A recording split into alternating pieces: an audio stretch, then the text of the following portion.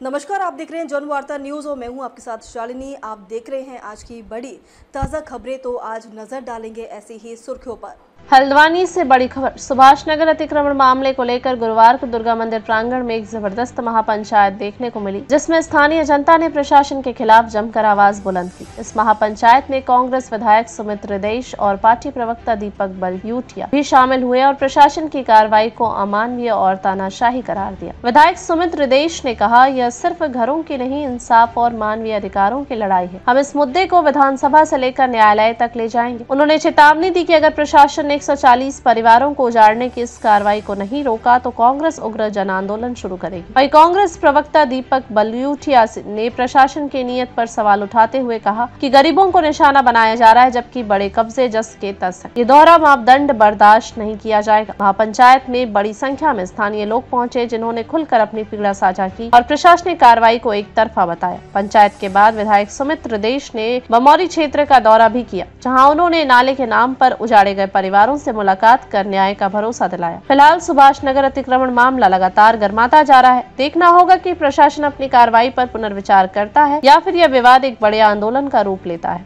बात ये है कि ये कैसा अधूरा विकास है, अधूरी सोच है। विकास तो हम लोगों ने भी करा कि आम जनता को कभी हमारे शासनकाल में तो नोटिस आए नहीं, अतिक्रमण के नाम पे, अन्य चीजों के नाम पर।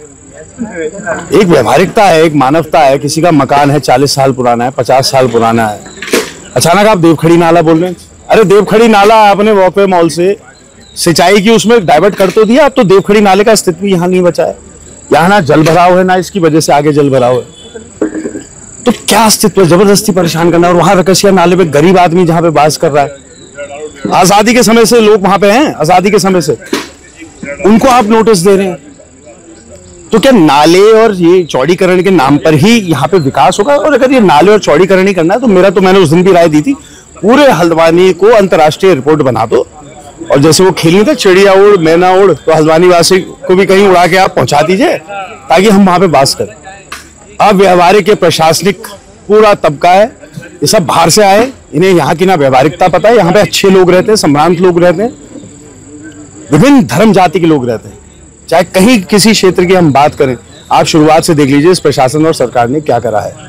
और मेरा आग्रह है भारतीय जनता पार्टी के भी मित्रों से कि कम से कम ये अन्याय में आप भी साथ आइए आगे, ऐसा अन्याय मत होने दीजिए।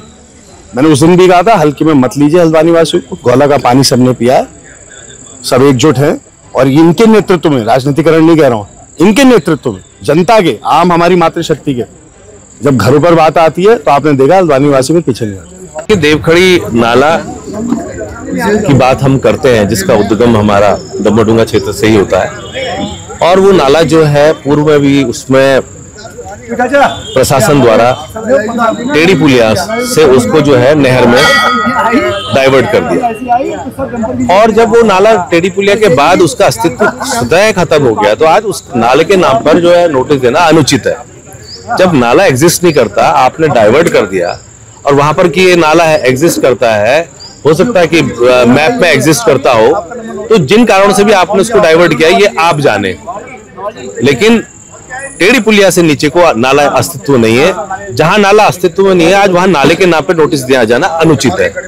और यहाँ लोग 85 साल से रह रहे हैं, वास कर रहे हैं, किस मेहनत से उन्होंने आज यहाँ पर ये मकान बनाए होंगे, और रात दिन इस नोटिस मिलने के बाद से उनके घरों में बेचारों के टेंशन का माहौल है।